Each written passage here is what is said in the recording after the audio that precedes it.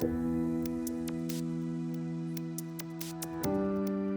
is the Seed Field Podcast, the show where Antiochians share their knowledge, tell their stories, and come together to win victories for humanity. I'm your guest host today, Gina Pasquale, and today we are joined by Dr. Tenika Jackson. Tenika is the chair of the Traditional and Low Residency Masters in Psychology program at Antioch Los Angeles, as well as the director of the LGBT specialization.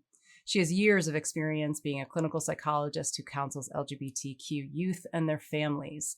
And today we're going to be talking to her about the unique moment in time that we find ourselves in our country, where supporting LGBTQ youth has become extremely controversial. We're so excited to have you on the podcast, Tenika. Thank you. I'm excited to be here. So traditionally on this podcast, we start with introductions with positionality. It's one of our efforts towards social justice and making sure we acknowledge privilege that we have in our conversations. So I'll start and then I'll pass it off to you. So I'm a white cisgender woman, and I come from a financially very secure childhood and background where education was a priority. And so my pathway to becoming a clinical psychologist was paved for me. I did not have boulders to have to jump over or, huge obstacles in front of me. So I carry that privilege into the work that I do. I'm also a mother and a spouse and an avid mountain biker living here in New England. So I'll toss it to you. Awesome. Well, I'm an African-American cisgender woman. I did not grow up in privilege. I grew up on the south side of Chicago, very inner city, very urban. And so, we had to fight for everything, basically. So I don't know if it was luck or blessings or prayers, but I was able to be bused to Whitney Young High School, same high school as Michelle Obama. And that's where my education began, right? So I was able to go off to college and, all of those types of things. And eventually I was able to get my doctorate in clinical psychology, but it was based on working full time, student loans, grants, scholarships, all of that combined to make it happen. So it was a journey. And I think I also appreciated a lot because of the sacrifices my family made. I'm also a mother. I'm very happy to be a mother. I have 3 little girls, or at least they identify as girls now. They're 6, 4, and 14 months. Full house. So they keep me super, super busy. Yeah, they keep me busy. I love it though. And I often joke and say, what was I doing before the children? Because I could have been writing books. I could have been running multi-million-dollar corporations, because your time is so limited once the children come. You have to cherish every moment with them. So that colors a lot of what I do now, working around their schedules. And I absolutely love what I do. I love being a psychologist. I love being in this field, and I love being an educator. So that's me in a nutshell. I currently live in Los Angeles, California. Awesome. Great. Thank you. Well, welcome. Thank you for sharing all that with our listeners. So I'm curious to hear about your path to working with youth.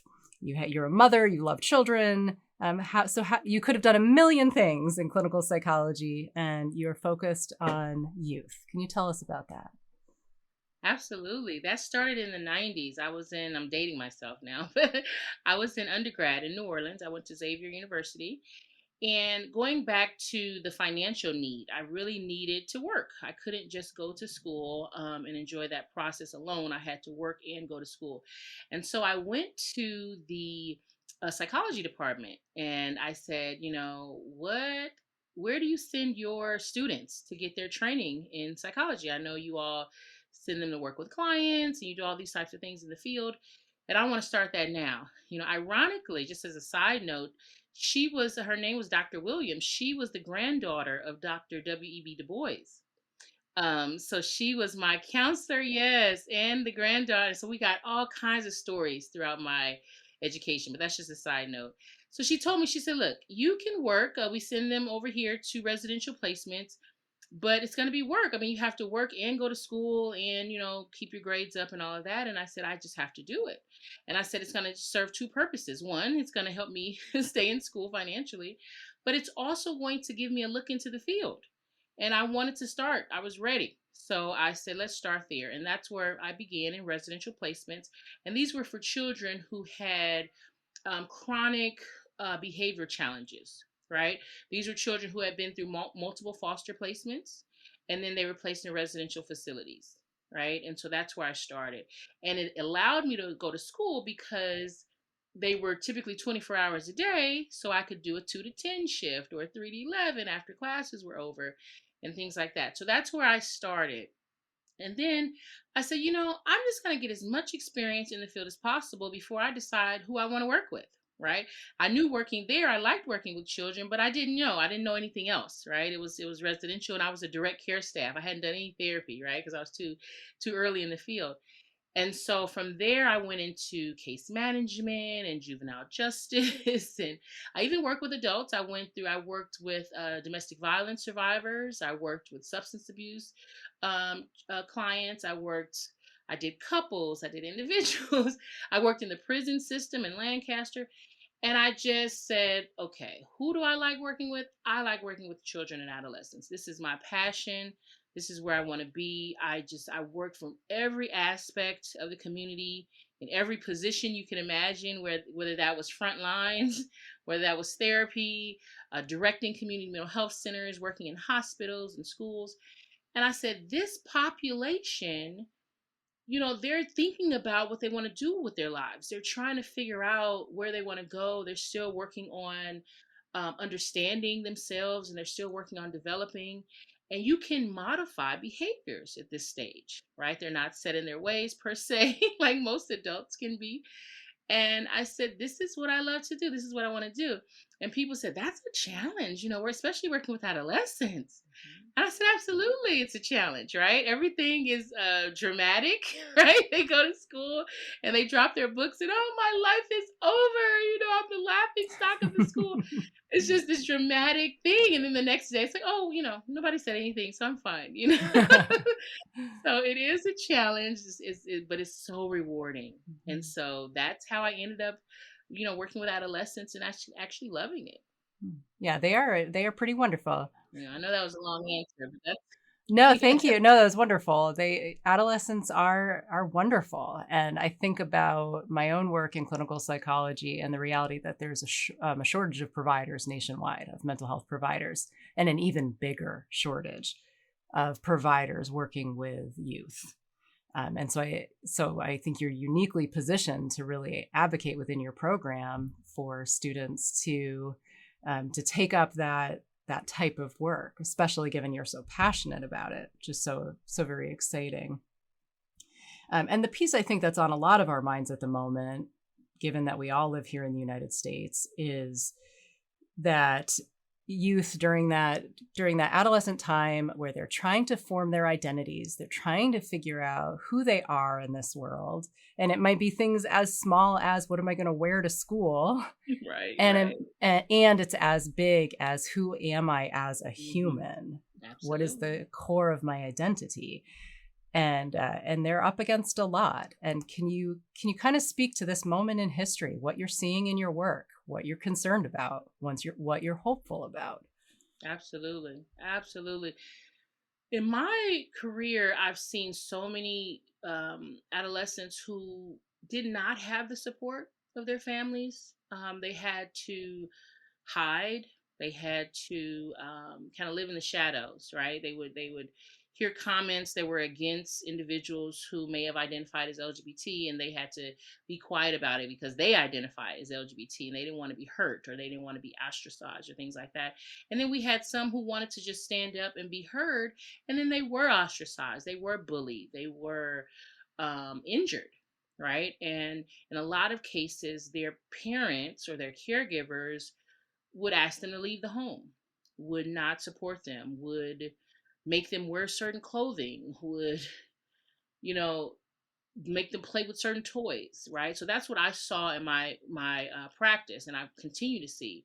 And so I've always come from a place of support and lack of judgment and, affirmations, right? Letting them know that they are important, that they are supposed to be here, and that there's nothing wrong with them, right? And so when we fast forward to today's society, when we're getting bills and laws passed to really erase, right? In a lot of ways, erase our LGBTQ youth, it is really heartbreaking. It really saddens me because, working all these years to say you are important, right? You need to be seen, you need to be heard just like everyone else does. And then they go to school and they're like, well, I'm not in the textbooks, I'm not in not in the projects that we do, I'm not in the stories, and if I ask a question, I'm completely shut down, or I may even get in trouble.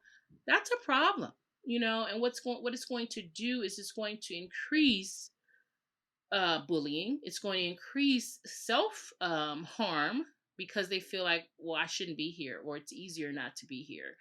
And that's what I'm seeing. More suicidal ideation. I'm seeing more depression.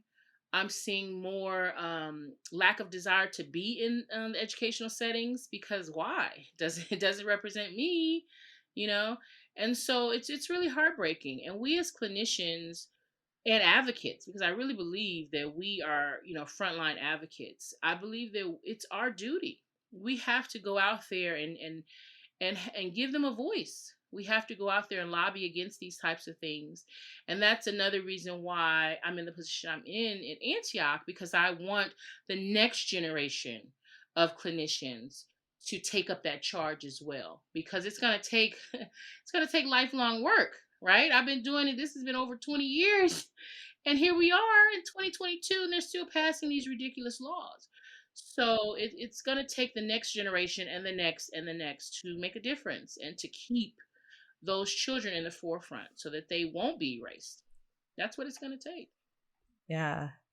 Yeah. And so a lot of what I'm hearing from you, Tenika, is the importance of the next generation of providers also kind of carrying on that same legacy where it's not enough anymore to sit one-on-one with an individual doing psychotherapy. We also are advocates. And I think that's one of the unique elements of a training at Antioch, is that because we have a core value in social justice, we are training our students in that way. And that's the one piece I anchor to that makes me feel a little bit hopeful, is that if we all can continue doing that, hopefully over time, it's going to make a difference for these kids.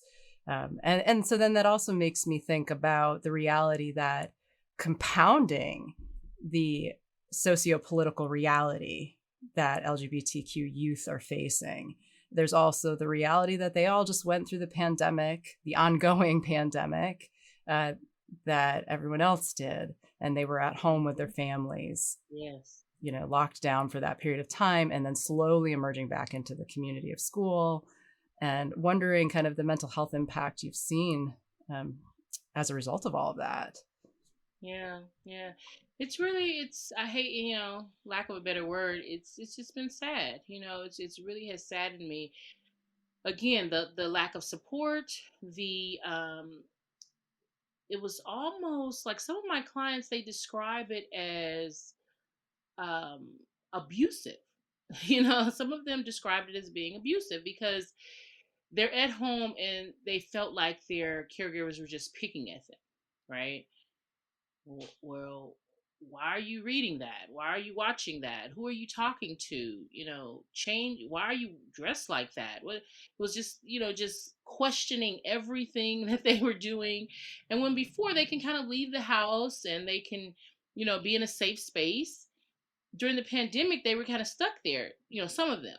Others did leave the house. We saw, increased rates of homelessness. We saw increased runaways and things like that. We saw more intakes into residential facilities, which is interesting because in LA, for example, they're doing away with the old school residential. And when I say old school, these children were able to stay there for quite some time, I mean years, and then they would age out, right? So they would be about 17 and a half. Once they hit 18, they can get like a 6-month waiver. But after that, they had to leave the facility because it was for children, right?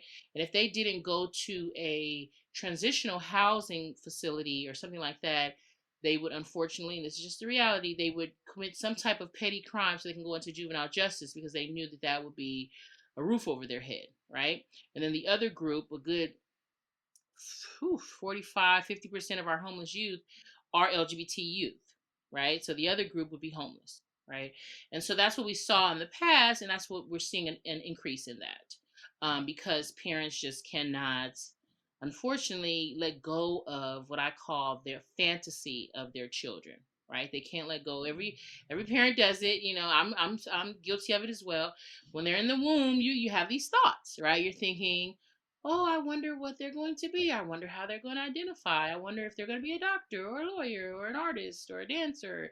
You have these dreams, and then they come out and they're their own person, right? They have their own ideas, their own beliefs, their own thoughts. It's like, oh, you don't want to be the little doctor that I envisioned when you were in my tummy, right? And it's the same thing for their sexual orientation and their identity, their gender identity, right? And so when the children come out and they say, no, I'm a boy, right? And then, anatomically they were born a girl. So you're like, okay, are they going to be transgender? Are they, that's different from what your fantasy was. And so parents have to do what I call mourn that fantasy. They have to let it go.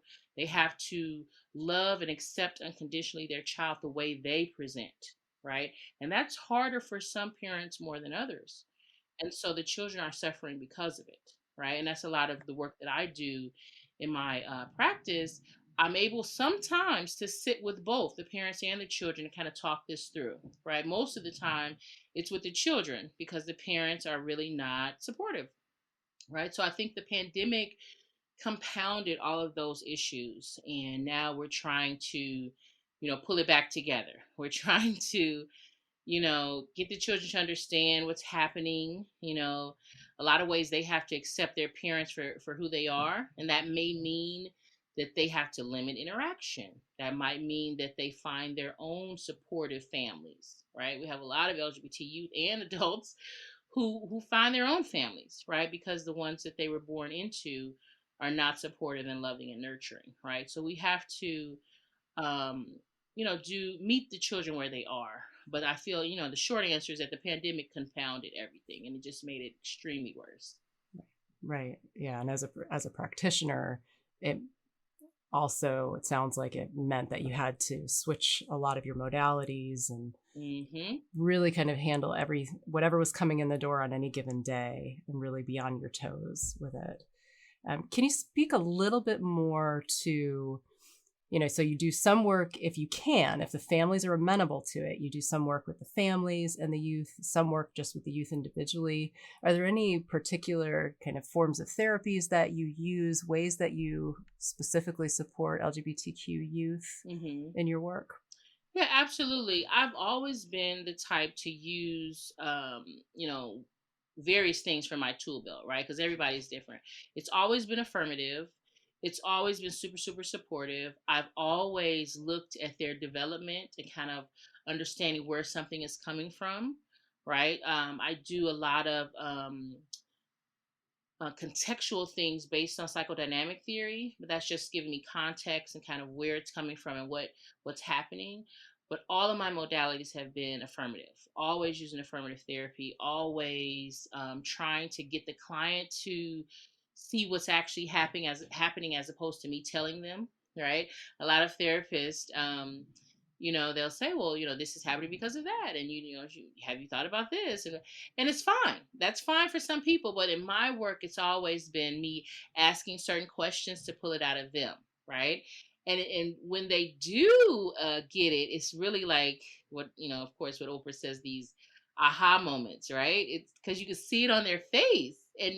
And so especially my adolescents, and they're like, oh, okay, wait, and so it's so rewarding because they feel like they came up with the answer, right? And so now they're more likely to change the behavior because they felt like they came up with it.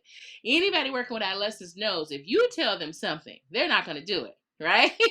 They have to come to it on their own, under their own accord. And so that's why I do it that way. And it works. It really, really works. They don't see me as another authority figure telling them what to do and having the answer, right? They see me as somebody who's non-judgmental and who's going to accept them the way they are, and that they can talk to. That's how they describe it, right? That someone they can talk to. So I love it. I absolutely love it. Yeah. And it really helps them to be able to truly tune into their own voice, really listen to what they need to say in a different way. That's great. Yeah. Um, this image keeps coming through my mind of you kind of walking beside somebody on a path versus Hmm. grabbing them by the hand and showing them this is the way we're going to walk. But if Absolutely. they need to make a brand new path, plow down something that's not a path yet, you're right there with them. Mhm. I'm right there with them. Absolutely. And so they look forward to it, right? They don't think, oh, this is another push therapy session. They look forward to when can I go talk to Dr. Jackson? When can I go? You know, so it's exciting. And before COVID, I could be much more creative, right? We could do things outside. We could walk, on that metaphorical and realistic path, right? But after the pandemic, it's just been, a lot of virtual stuff. It's been different because I can't be in the room with them. These things are changing, but we still want to be safe, right? So, what we did creatively that way is to try to get them to be in another environment, so they weren't at their actual house with their parents in the background, and so they might do like they might be at a park where there was no one there, or they may do it at a different hour where they can be in an environment where everybody else is out of the house, or that they're at at a cousin's house, or they're on the backyard or something like that, so that they could still be virtual but they could still have that private space. So that's what we did during the pandemic. So Mhm. Yeah, because that it privacy worked. is, I mean, that's such a key piece. I know we teach that to our students about that's why the therapy space works, is because of Hmm. that confidentiality and privacy. And telehealth changed that for adolescents. Oh yes. Even when parents would say, "Oh, of course I'll give them their space." My experience was that adolescents still were and they were worried. They had an anxiety that somebody might hear, and it changed how they were able to actually fully engage. So in my own practice, I'm thinking about two completely different cases, two completely different situations. So in both scenarios, two different adolescents, both came out as transgender to their families. One family, when I spoke with the parent, both parents had sort of a similar reaction, which was they were at a loss. They weren't really sure what to do. They were grieving, as you had mentioned, and they had completely different reactions to me presenting to them the idea of gender affirming care. So I know like the American Psychological Association has been super clear that in terms of child development and identity development, that we should always have a stance of gender affirming care, like what you do in your work. One family really understood that and ran with it. And the youth, the reality was my client, the mental health outcome has been so much better. The other family has some other value system, values and beliefs that are very contradictory to that. Some very kind of deep biblical kinds of values that they cannot get on board, and it's actually made them lose a lot of faith in me as well as a provider. And so I'm curious about like how do we create, like I know how to work with the families who are on board, even if they're they're struggling. Like I have a sense of how to do that because they can access the empathy, they can access the love, they can shift their thinking. But for the clients we're working with, where the families, we still have to have some connection to the family because they're consenting to treatment for the adolescents in the first place. They could rip the kid right out of therapy. So how do we create pathways to meaningful conversations with these parents? Yeah. It is a challenge. It is just very honestly, it is a challenge. I tend to, again, meet them where they are.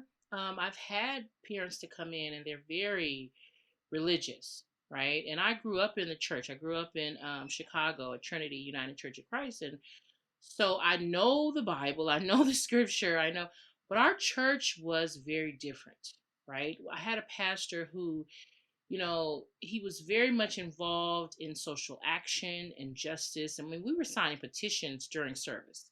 right? Like he was passing out.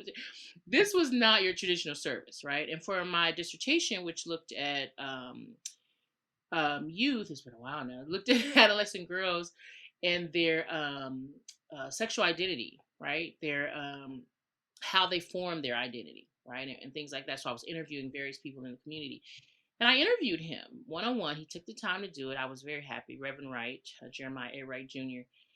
And he said to me, and I never forget it, he said, the Bible says, whosoever believeth in me shall not perish but have everlasting life. And he said, Bible didn't say whosoever except black people or whosoever except gay people or whosoever except transgender people. The Bible said whosoever, right? And so it's not my, this is him talking. It's not my place to decide who the Lord meant in the whosoever, right? That's what, the Bible, this is what it says. So this is what I'm going to teach. And so he was always accepting and affirming and non-judgmental, and this is how he preached from the pulpit. And so that resonated with me. And so when parents come in, right, and that's what they're using, the Bible, and they say things, and so we discuss it, right? And so, and I again come from a stance, just like I do with the youth, of them coming to their own conclusions, right? So I never say, well, that's not right and you misinterpreted. I never come that way, right? But I do talk to them and ask them, well, what does that mean to you? And where did that come from? And how does that feel? And let's say you were in, Jessica or Johnny's or whomever's shoes, their child. And, what do you feel like they're thinking right now, hearing what you just said and trying to pull it out of them, right? And so it doesn't always work, right? Because we don't even have all the time sometimes, right? We might see a client so many sessions and then they're gone. A lot of those parents tend to leave, right? Because they don't want to hear anything against what they're saying. But the ones that stay and do the work, it's challenging, it could be painful, but I see the difference right toward the end. And I've been rewarded in my career to see that, because sometimes you don't even get that opportunity. But I've been rewarded to see them have the aha moment and say, although this is how I was raised, this is what I believe, this is what I've thought all these years, there's still room for me to accept and love and affirm my child, right? And saying, well, I'm not saying that, I'm denouncing the Bible altogether, because that's part of what they don't want to release, right? They feel like, what? So you're saying everything that I grew up with is a lie? And I said, no, I'm not saying that. But they can basically hold those two things at the same time, right? They can hold the religion, they can say that they're a Christian or whatever they want to say, and they also love their child and there's nothing wrong with their child and the Lord made their child and all these things at the same time. And that's where, in that space, they can accept their loved ones and they can, move forward, right? And so to see that, it's worth it, but it can be very challenging. There's been several sessions where we ended. It's like, okay, we're going to stop here today. We're going to pick this up next week. And you're just exhausted because you're like, they didn't get anything that we discussed. That poor baby's going to go back to that house, And so, it's been plenty of those sessions, but I have seen it work. So that keeps me going. And then I also offers resources and things like that for the child, right? So that they still have a support. I don't want them to go home thinking, well, look, they won't even, change when you're talking to them. What do you expect me to do? And then they think they're alone and they start to that dark space, right? Thinking that they shouldn't be there and stuff like that. So I make sure they have resources and I make sure that they know that there are places to go and people to talk to, and that we're going to keep working on it, right? I always say at the end of the session, okay, this is, very helpful. I appreciate you working on it. We're going to keep working towards, a common goal. We're going to do this together. I always say that at the end. And so, it does change. It does get better. It does, it does work. I've seen it work. But it's challenging. It's very challenging. Yeah. And it sounds like for the families where despite how much effort is being put in, if you can't get the traction, you're simultaneously working with the youth to make sure they feel connected, that they have Exactly. that they can begin to have a vision of what it would be like to connect to other people, other spaces and places where they will be affirmed. Absolutely. They Yeah. need that. They have to have that because they literally feel like they're alone, right? And I'm alone in my house. The only safe space I see so far is a therapy session, but some of them haven't even made it to therapy, right? And so they don't even have that yet. And so imagine being in an environment where the parents are just, something wrong with you, and you're going to hell, and saying all these horrible things to them. And then they're at school and the teachers aren't affirming, right? And now they can't even teach, that they exist. They can't even include examples in their textbooks. They can't even, and so it's like, where am I fitting in this world? And so the child is really lost, and they feel alone. And that's why we see so many suicides. If we could just get to them and say, you are loved, right? You do belong. There is absolutely nothing wrong with you, right? You were made this way for a reason. Let's figure out your purpose in life. Then it would just turn so many youth around, Mm-hmm. but we have to reach them. Yeah. Yeah. What do you see as some of the biggest obstacles to reaching them? Fear.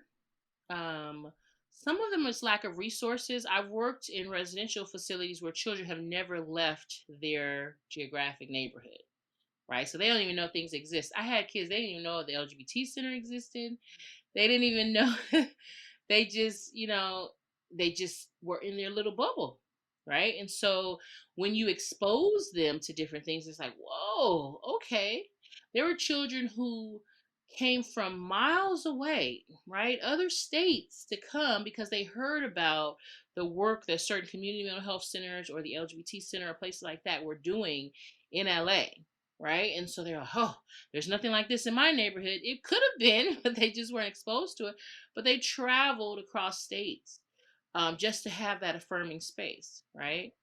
And so if they're in a school, I like to give flyers and do seminars and do their assemblies at various schools just so children know what's available to them if it's not in their environment, and that way they can have resources. So I think it's a matter of getting the word out. I think what we're seeing more and more on TV, where they're showing more LGBTQ youth and adults, is very important. Commercials now, I'm like, oh, and so things like that is it's very important because it shows, okay, okay, I see you, we're out here. I'm not alone, because they do feel alone. So I think the main thing is fear. They don't know, they can't ask, right? Because they don't know how it's going to be received. So I think we just have to make the information available and accessible for them. Yeah. Yeah. And it sounds like too, the cutting through the loneliness, that those resources create a bridge so even if they are feeling alone in the moment, they might be able to imagine a time where they won't feel so alone. Exactly. Yeah. Tenika, thank you so much for all of this. Is there anything else that we haven't talked about or we haven't touched on that you feel like you would like our listeners to know? I feel like we've covered a lot. I just want to reiterate, the LGBTQ youth tend to suffer in silence, right? They don't know who they can talk to, they don't know where it's safe. If you or the listeners or anyone hearing this sees a youth, suffering, just listen to your gut, just step in. Let them know they're okay, that they can receive services, that they can talk to people, that they're not alone, that they're important. You think that they already know. So a lot of times adults don't say it, right? But they really need you to say it. They need you to affirm them, and I feel like that's going to make a huge difference, right? And you don't have to, some people say, well, I don't want to make an assumption, right? I don't want you to make an assumption based on just looking at somebody saying, oh, I think that's an LGBTQ youth, right? That's a weird assumption. But if you could, the emotions that you see, right? The behaviors, if you're a teacher and you see certain behaviors, those are universal behaviors, right? It doesn't always have to be an LGBTQ youth. Affirm that child, right? And find out if they need assistance with anything, that kind of thing. If you're in the grocery store, you see, a child putting their head down, all those types of things. You may be in the checkout line, and you could just, oh, that's a cute shirt, that you have on, right? It could be very appropriate. Something like that goes a long way, right? So that's on the one hand. On the other hand, I want everyone to be advocates. I want everyone to raise up and use their voice and make a difference. I want you to shout from the rooftops that everybody needs to be treated equally, right? If that you get that call and they're asking you to donate to a campaign, you have a few dollars, take the Starbucks money, donate to the campaign, right? If you have an opportunity to, participate in a walk, participate in that walk, right? If you have an opportunity to sign a petition or to call one of our political figures to make a difference, do it. It's going, don't say, "Oh, I'm just one person," or "It's not going to matter." It's going to matter. And that each person is going to add up, because we're all advocates and we all have to stand up and make a difference, or it's not going to change, right? We've seen tremendous change over the years. It's almost like we've seen, 3 steps forward, 2 steps back, or 1 step back. But what if we didn't have any of the steps forward, right? So we have to keep working at it and chipping away at it. And that's what keeps me going. I know that I'm making a difference because I'm showing up every day, fighting the good fight. And so I just ask everybody just to fight the good fight. Fight the That's good what I would fight. say. Yeah. Oh, thank you. You're welcome. This is amazing, Gina. I appreciate even being able to come and share my thoughts, right? Because you could have chosen to talk to anyone. So I truly appreciate you asking me to do this. Well, deeply grateful for it, and deeply grateful for, the reality that you're taking all of that work, and also you're a professor and you're chairing a department. You are making sure that the next generation of providers receives these messages. And yeah, the ripple effect of that is profound. I'm hoping so. That's my prayer every day.